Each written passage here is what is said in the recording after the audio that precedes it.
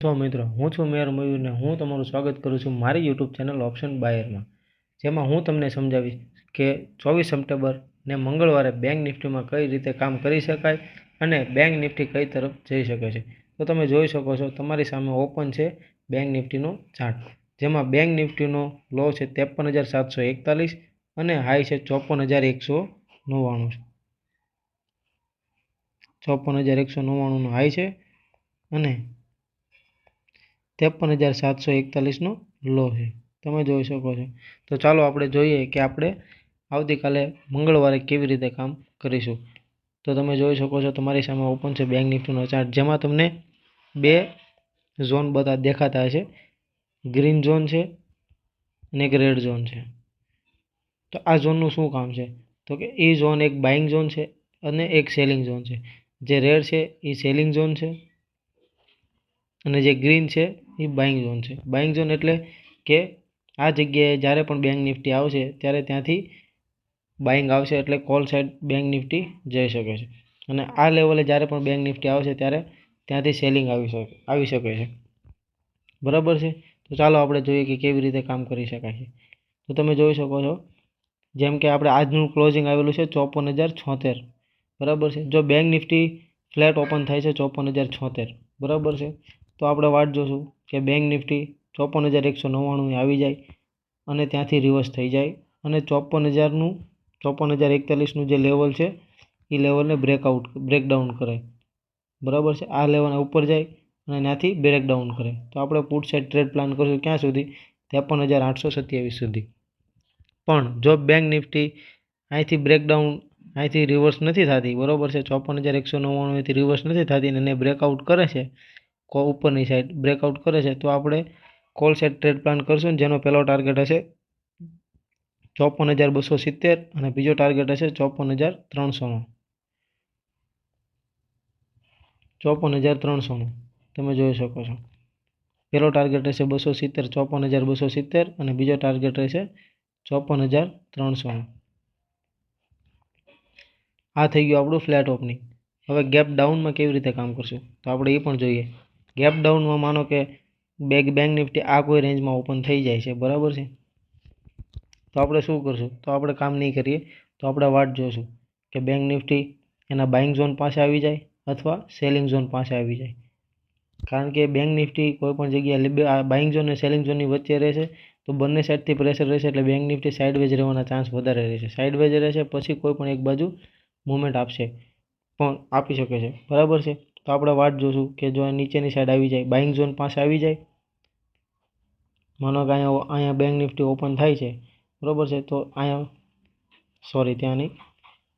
Open થાય છે bank Nifty, તો આપણે વાટ જોશું કે બેંક નિફ્ટી નીચેની સાઈડ આવી જાય, બરાબર છે, 53,827ના લેવલ આવી જાય. અહીંથી રિવર્સ થાય તો આપણે કોલ સાઇડ 53,900 ઉપરથી આપણે કોલ સાઇડ ટ્રેડ પ્લાન કરશું 54,041 સુધી. બરાબર છે. પણ જો અહીંથી રિવર્સ થતી નથી બેંક નિફ્ટી અને કન્ટિન્યુ સેલિંગ આવે છે, તો આપણે પુટ સાઇડ ક્યારે ટ્રેડ પ્લાન કરશું? 53,741ના લેવલને બ્રેકડાઉન કરે છે ત્યારે આપણે પુટ સાઇડ ટ્રેડ પ્લાન કરશું. અને આપણે ક્યાં સુધી પુટ સાઇડ ટ્રેડ પ્લાન કરશું? તો આપણું બીજું લેવલ છે 53,308 સુધી. જો બેંક નિફ્ટી 53,741ના લેવલને નીચેની સાઈડ બ્રેકડાઉન કરે છે, તો આપણે પુટ સાઇડ ટ્રેડ પ્લાન કરશું 53,308 સુધી. એટલે કે 400 પોઈન્ટની આપણને 350-400 પોઈન્ટની આપણને પુટ સાઇડમાં રેલી જોવા મળી શકે છે. પણ એ રેલી ક્યારે જોવા મળી શકે છે? જ્યારે બેંક નિફ્ટી 53,741ના લેવલને બ્રેકડાઉન કરે છે ત્યારે. જો એને બ્રેકડાઉન નથી કરતું અને બેંક નિફ્ટી ગેપ ડાઉન અહીંયા ઓપન થાય છે અને અહીંયાથી પાછો સપોર્ટ લે અને સપોર્ટ લઈને પાછું ઉપર વયું જાય છે, તો આપણે કોલ સાઇડ ટ્રેડ પ્લાન કરશું, જેમ તમને સમજાવ્યું એમ. આ થઈ ગયું આપણું ગેપ ડાઉન. હવે માર્કેટ ગેપ અપ ઓપન થઈ જાય છે. માનો કે ડાયરેક્ટ બેંક નિફ્ટી આ જ લેવલમાં ઓપન થઈ જાય છે 54,300 અથવા 54,270ની આજુબાજુમાં ક્યાંય પણ ઓપન થાય છે, તો આપણે ડાયરેક્ટ ટ્રેડ નહીં લઈએ. આપણે વાટ જોશું કે બેંક નિફ્ટી એના રેઝિસ્ટન્સ ઝોન પાસે આવી જાય, એટલે કે 54,199 પાસે આવી જાય. બરાબર છે. અત્યારે આ સેલિંગ ઝોન છે, બરાબર છે. પણ જો બેંક નિફ્ટી સેલિંગ ઝોનની ઉપર ઓપન થાય 54,300 અથવા 54,270 પાસે, બરાબર છે, તો શક્યતા થઈ શકે છે કે રેઝિસ્ટન્સ બીકમ ટુ સપોર્ટ, કારણ કે જે રેઝિસ્ટન્સ છે સેલિંગ ઝોન છે એ રજિસ્ટન્સ પણ કહેવાય છે. તો જો રજિસ્ટન્સ છે બરાબર છે, રજિસ્ટન્સની ઉપર માર્કેટ ઓપન થાય છે તો એ સપોર્ટ પણ થઈ શકે છે. તો અહીંયા માર્કેટ ઓપન થાય છે અને ત્યાંથી આપણે નીચે આવે છે તો અહીંયાથી સપોર્ટ લઈને પાછું બાઉન્સ બેક થઈ શકે છે. બરાબર છે.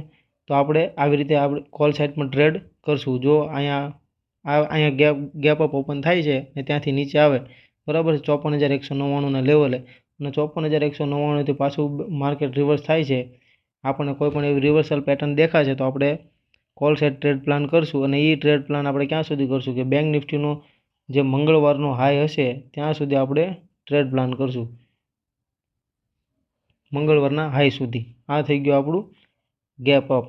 અને હજી માર્કેટ જો 54,300 આસપાસ ઓપન થાય છે બરાબર છે, 54,300 આસપાસ ઓપન થાય છે એટલો ગેપ હોય છે અને પોઝિટિવ કેન્ડલ બનાવે છે, કેન્ડલ સ્ટિક પેટર્ન બનાવે છે પોઝિટિવ, તો આપણે વાટ જોશું કે થોડું ઉપર જાય, નીચે આવે, એક નાનું એવું પ્રાઇઝ એક્શન બનાવે તો આપણે કોલ સાઇડ ટ્રેડ પ્લાન કરશું.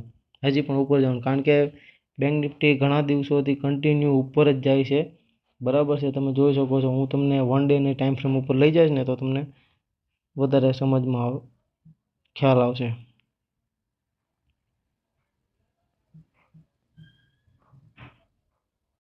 તો તમે જોઈ શકો છો 1 ડેની ટાઈમ ફ્રેમ ઉપર કે માર્કેટ છેલ્લા કેટલા દિવસથી કોલ સાઇડ જાય છે. જુઓ 1 2 3 4 5 6 7 8